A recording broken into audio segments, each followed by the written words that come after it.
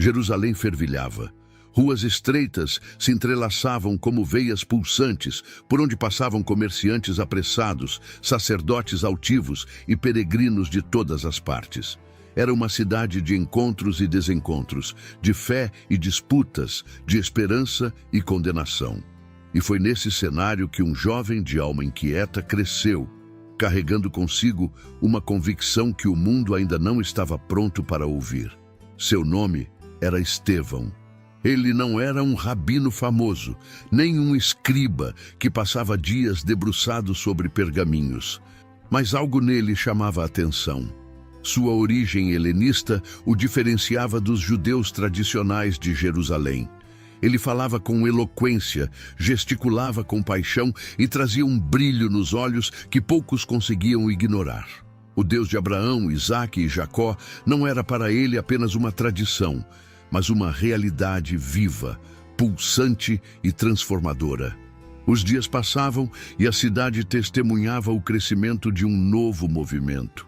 Homens e mulheres falavam de um Messias que viera, morrera e ressuscitara.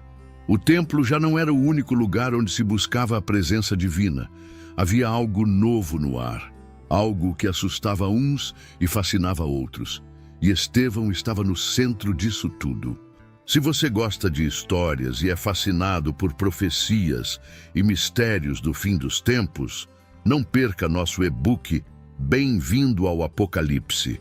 Pegue seu exemplar agora mesmo no link na descrição do vídeo. Enquanto muitos se preocupavam em manter os rituais e proteger as tradições, ele se entregava a algo maior. Seu coração ardia quando ouvia falar daquele Jesus que os líderes haviam crucificado, mas que seus seguidores diziam estar vivo. E quanto mais ele ouvia, mais compreendia que sua vida nunca mais seria a mesma. Os apóstolos precisavam de homens de confiança, pessoas que não apenas servissem à igreja, mas que estivessem dispostas a viver e talvez morrer por essa causa. E Estevão, sem saber, já estava sendo preparado para um chamado que mudaria para sempre o rumo da sua história. Os seguidores de Jesus cresciam a cada dia. Eram pescadores, viúvas, estrangeiros, cobradores de impostos e até sacerdotes que começavam a enxergar a fé com novos olhos. Mas com esse crescimento, novos desafios surgiram. Alguns grupos dentro da própria comunidade começaram a se sentir esquecidos. As viúvas helenistas, que haviam deixado suas cidades e seus costumes para seguir o caminho de Cristo, não estavam recebendo a mesma atenção que as viúvas judias.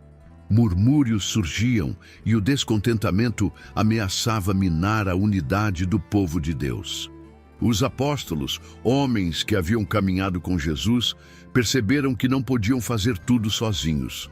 O chamado deles era pregar, ensinar e anunciar o reino. Mas quem cuidaria das necessidades diárias? Quem garantiria que ninguém fosse deixado para trás? Foi então que tomaram uma decisão. Eles reuniram a comunidade e disseram: não é certo que deixemos a palavra de Deus para servir às mesas. Escolham entre vocês 7 homens de bom testemunho, cheios do Espírito e de sabedoria. Eles cuidarão dessa missão. O murmúrio cessou. Todos se entreolharam, como se tentassem adivinhar quem seriam esses escolhidos. Entre os nomes que ecoaram naquela reunião, um se destacou com força: Estevão. Ninguém duvidava da sua fé. Era um homem íntegro, de olhar firme e palavras inspiradoras. Quando falava de Jesus, era como se sua voz carregasse algo além da sua própria humanidade. Ele não apenas acreditava na mensagem do Evangelho, ele vivia essa verdade. E quando impuseram as mãos sobre ele e oraram, algo dentro dele mudou. Não era apenas um título, não era um simples serviço, era um chamado. Mas o que ninguém sabia era que Estevão não havia sido escolhido apenas para servir. Deus tinha planos maiores para ele.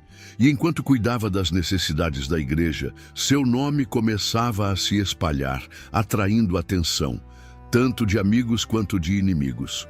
O tempo passou, e Estevão não era mais apenas um servidor de mesas. O chamado que recaíra sobre ele era maior do que qualquer um poderia imaginar. Ele não se contentava em apenas distribuir alimento aos necessitados. Suas mãos estavam a serviço de algo muito mais poderoso. Por onde passava, falava sobre Jesus com uma convicção que fazia os corações queimarem. E não era só isso. Milagres começaram a acontecer. Doentes eram curados. Pessoas o ouviam e sentiam algo diferente, algo que nem mesmo os mestres da lei conseguiam explicar. Jerusalém começou a prestar atenção. O nome de Estevão circulava nas praças, nas sinagogas, nos corredores dos estudiosos da Torá. Quem era esse homem que falava com tamanha ousadia? Como alguém que não era sacerdote nem fariseu podia expor as Escrituras com tanta autoridade? Os líderes religiosos começaram a vê-lo como um problema. Ele não apenas falava de Jesus, ele mostrava que as Escrituras apontavam para ele. Para aqueles que passavam a vida estudando e ensinando a lei, isso era inadmissível. Foi então que os primeiros debates começaram. Alguns dos judeus helenistas das sinagogas tentaram confrontá-lo, discutir com ele, desmontar sua pregação. Mas quanto mais tentavam, mais se viam derrotados. Estevão não falava por si mesmo. Cada palavra que saía de sua boca carregava uma sabedoria que não vinha dos homens. Eles não conseguiam refutá-lo, e isso os enfurecia ainda mais. Se argumentos não eram suficientes para silenciá-lo, talvez outra abordagem funcionasse. Alguns homens começaram a sussurrar entre a multidão, espalhando acusações. Diziam que Estevão blasfemava contra Moisés, que falava contra Deus, contra o templo, contra tudo o que era sagrado. O rumor se espalhou como fogo em palha seca, e antes que ele pudesse perceber, o cerco estava fechado. As ruas que antes ecoavam suas palavras agora vibravam com gritos de revolta. De repente, mãos se estenderam, puxaram-no com força. Ele foi arrastado para fora, para onde estavam levando Estevão. Ele sabia que aquele momento chegaria, mas o que o esperava diante do sinédrio era algo que mudaria tudo. A multidão empurrava Estevão pelas ruas de Jerusalém, gritando acusações enquanto o pó se levantava ao redor deles. Os rostos que antes o ouviam com admiração agora estavam cheios de fúria. Os rumores haviam feito seu trabalho. Ele não era mais um pregador cheio de sabedoria e poder, pelo menos não aos olhos daqueles que o julgavam. Agora, ele era um homem acusado de blasfêmia, um perigo para a fé, um traidor das tradições. O destino dele já estava traçado. Ele foi arrastado até o Sinédrio, o mesmo conselho que um tempo atrás decidira o destino de Jesus. Os anciãos e mestres da lei estavam sentados em um círculo solene, suas vestes longas e seus semblantes fechados. Entre eles, líderes das sinagogas que haviam sido derrotados por Estevão em debates dias antes. Agora tinham sua chance de calá-lo de vez. Testemunhas falsas foram chamadas para falar contra ele. Um a um, eles apontavam e diziam: "Este homem não para de falar contra este santo lugar e contra a lei. Nós o ouvimos dizer que Jesus de Nazaré destruirá este templo e mudará os costumes que Moisés nos deixou." Aquelas palavras tinham peso. Atacar o templo era como atacar o próprio coração da fé judaica. A acusação era grave. Enquanto as vozes ecoavam na grande sala do Sinédrio, algo inusitado aconteceu. Os juízes, os sacerdotes, até mesmo os que o acusavam, começaram a notar algo diferente. O rosto de Estevão brilhava, não de suor ou medo, mas de uma luz que não era deste mundo. Parecia o rosto de um anjo. O sumo sacerdote, intrigado, finalmente falou: "Essas acusações são verdadeiras?" Um silêncio tomou conta do lugar. Todos esperavam que ele se defendesse, que tentasse salvar sua própria vida. Mas Estevão não estava ali para se defender. Ele não imploraria por misericórdia. Ele faria algo muito maior. O salão inteiro prendeu a respiração quando ele ergueu os olhos e começou a falar. O salão do Sinédrio estava em silêncio. O sumo sacerdote esperava por uma resposta, os acusadores aguardavam qualquer sinal de medo e os anciãos mantinham os olhos fixos no homem à sua frente. Mas Estevão não tremia, não desviava o olhar, não abaixava a cabeça, pelo contrário, seu rosto brilhava como se algo dentro dele queimasse mais forte do que o medo da morte. E então ele começou a falar, mas não se defendeu, não tentou negar as acusações. Ele fez algo que ninguém esperava. Com uma voz firme e segura, Estevão começou a contar uma história. Não qualquer história, mas a história do próprio povo que o julgava. Ouçam, irmãos e pais. E com essas palavras, ele voltou séculos no tempo, à promessa que Deus fizera a Abraão, ao chamado para deixar sua terra e seguir para um lugar desconhecido. Ele falou de Isaque, de Jacó, dos 12 patriarcas. Lembrou de José, vendido por seus próprios irmãos, mas exaltado por Deus no Egito. Cada palavra carregava peso, como se ele estivesse tirando as camadas de orgulho dos corações à sua volta. Ele continuou. Moisés, o libertador, aquele que tirou Israel da escravidão, mas que foi rejeitado por seu próprio povo. O bezerro de ouro no deserto, a rebeldia, os profetas que Deus enviou e que foram perseguidos. Cada nome que mencionava era como uma peça de um grande quebra-cabeça. E quando finalmente a imagem se formou, ficou claro o que ele queria dizer. A história sempre foi a mesma. O povo de Deus sempre rejeitou aqueles que ele enviava. O ar ficou pesado. Alguns ali começaram a se inquietar, trocando olhares desconfortáveis. Estevão ainda não tinha terminado. Ele ergueu a voz e, desta vez, suas palavras cortaram como lâminas. Vocês são duros de coração. Sempre resistem ao Espírito Santo. Assim como seus pais, vocês também perseguem os que Deus envia. E agora, vocês traíram e mataram o justo. Os olhos do sinédrio se arregalaram. Um calor subiu pelo salão. O que ele acabara de dizer era uma sentença contra aqueles que o julgavam. E a reação não demoraria a vir. O silêncio que dominava o sinédrio foi substituído por um murmúrio inquieto. Alguns líderes se remexiam em seus lugares, os dedos crispados sobre os braços das cadeiras, os olhos faiscando de fúria. Outros apenas cerravam os punhos, como se tentassem conter o que estava prestes a explodir dentro deles. Mas Estevão não parou. Ele não recuou, não se acovardou diante do ódio que começava a tomar forma ao seu redor. Ele os encarava, um por um, sem medo. Vocês receberam a lei por meio dos anjos, mas não a obedeceram. A acusação caiu como uma pedra no centro de um lago, fazendo as ondas se espalharem por todo o salão. Eles, os guardiões da fé, os mestres da lei, estavam sendo denunciados por um homem que nem sequer fazia parte do conselho. Isso era inadmissível. O sumo sacerdote se ergueu abruptamente, sua túnica esvoaçante enquanto sua voz ecoava no salão, mas Estevão não o ouviu. Seus olhos não estavam mais ali.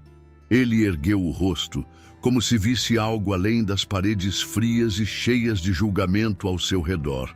E então, o impensável aconteceu. Seus lábios se entreabriram e sua voz saiu em um sussurro carregado de assombro e reverência. Eu vejo os céus abertos e o Filho do Homem em pé à direita de Deus. O efeito foi imediato. O sinédrio explodiu. Os líderes se levantaram de uma só vez, gritos furiosos, ecoando de todas as direções. Mãos se ergueram para os ouvidos como se quisessem bloquear aquelas palavras. Blasfêmia! Rugiram alguns. Silencia esse homem! Berraram outros. Eles já haviam ouvido demais. A fúria que queimava neles precisava de um escape. E só havia uma forma de calar Estevão para sempre. O salão do sinédrio se transformou em um mar revolto. Gritos ecoavam de todos os lados, vozes se sobrepunham em ira e indignação. O nome de Deus estava na boca de todos, mas não em adoração, e sim em fúria.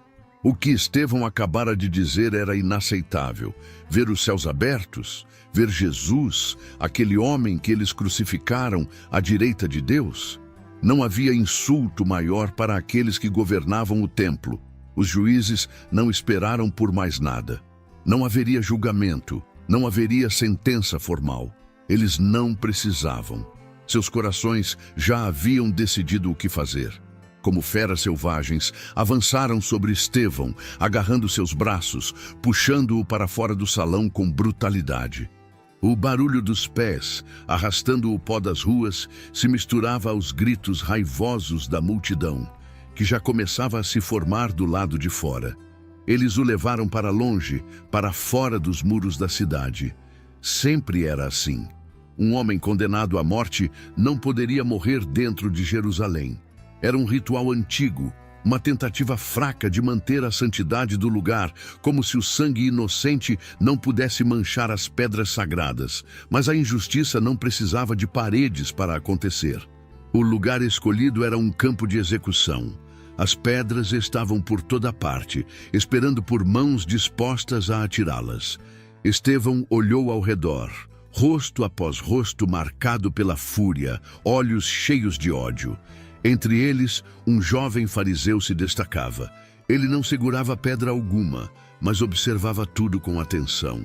Suas mãos guardavam os mantos dos que estavam prestes a agir. Seu nome era Saulo. A multidão não esperou por mais nada. As primeiras pedras foram erguidas no ar e o destino de Estevão estava selado.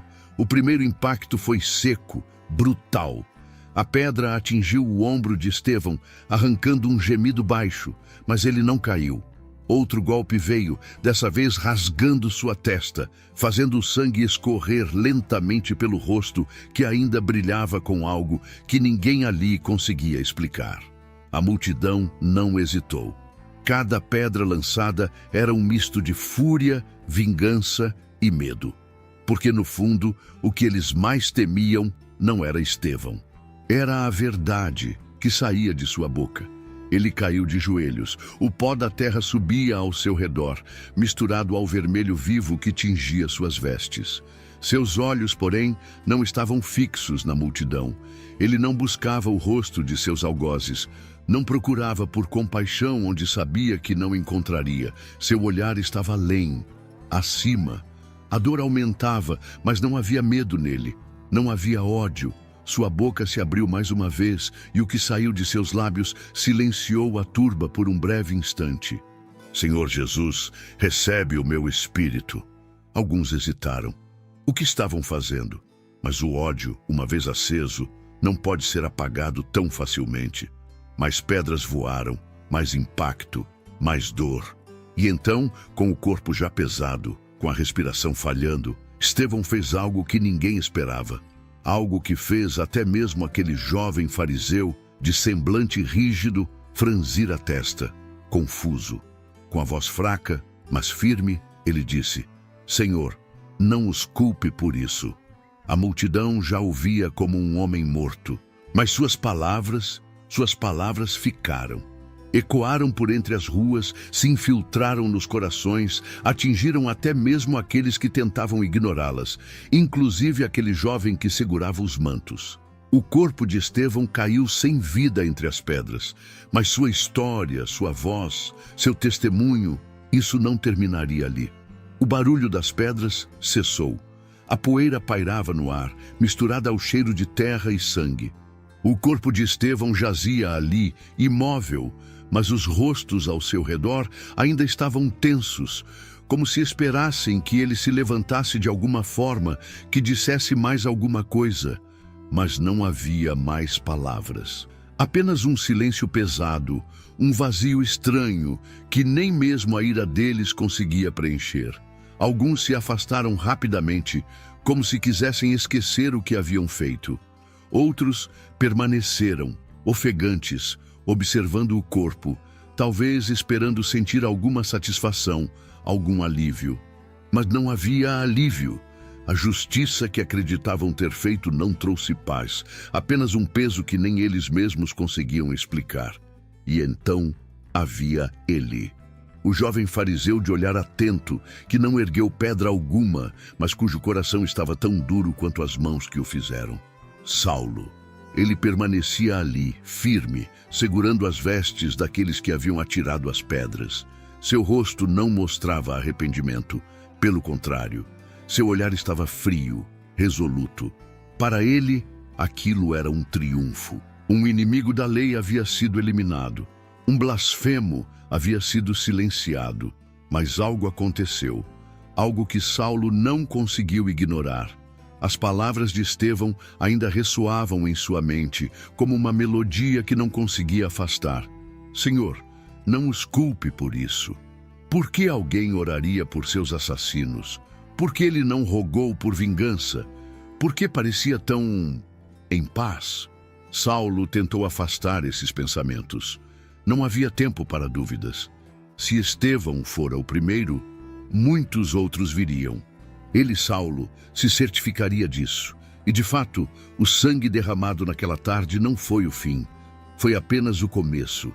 O nome de Jesus que tentavam apagar logo ecoaria ainda mais longe.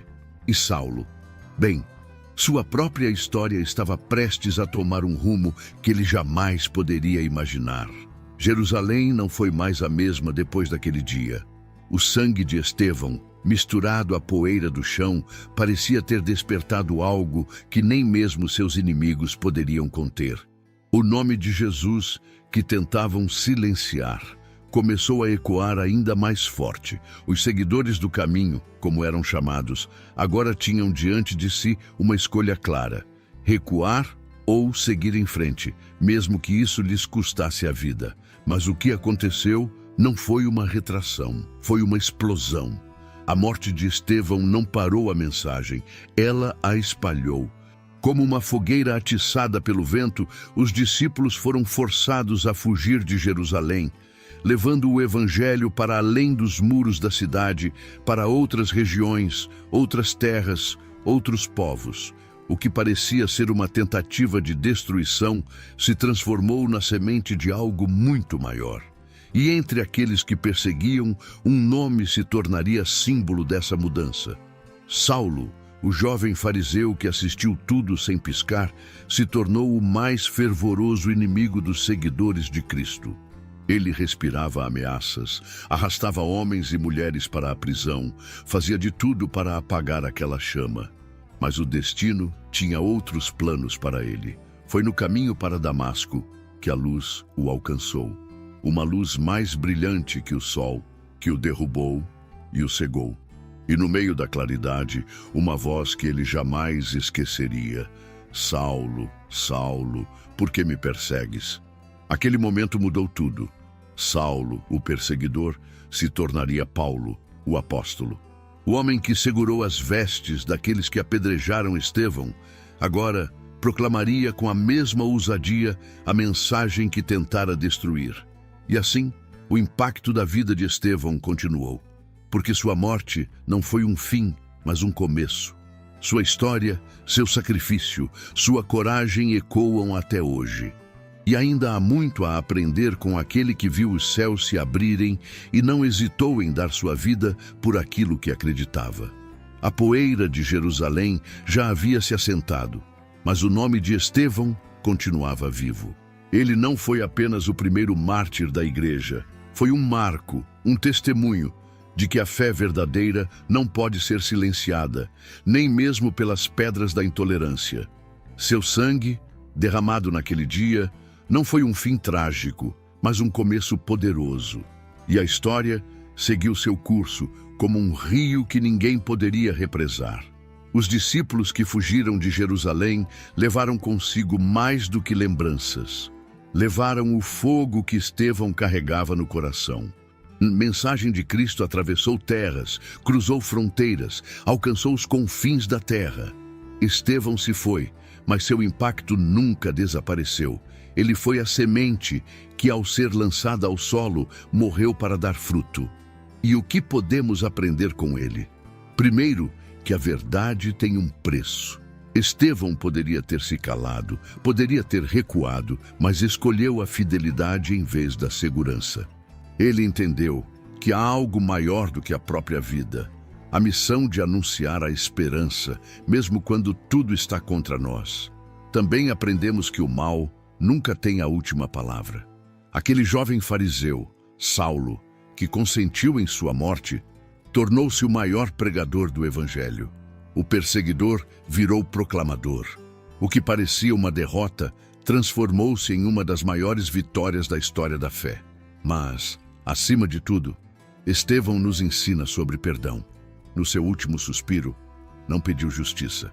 Não rogou para que Deus castigasse seus inimigos. Ele escolheu amar, escolheu orar pelos que o apedrejavam, como Cristo havia feito antes dele. E talvez essa seja a maior lição. A fé verdadeira não se defende com violência, nem se impõe com força. Ela se prova no amor, na coragem e na entrega. Porque no fim das contas, aqueles que vivem para Deus nunca morrem de verdade. Eles apenas começam uma nova história. Se você gostou da história de Estevão e quer continuar acompanhando outras histórias de fé e superação, não deixe de curtir esse vídeo e compartilhar com quem você ama. E claro, inscreva-se no canal para não perder nenhum conteúdo novo. Juntos, vamos explorar mais lições poderosas da Bíblia.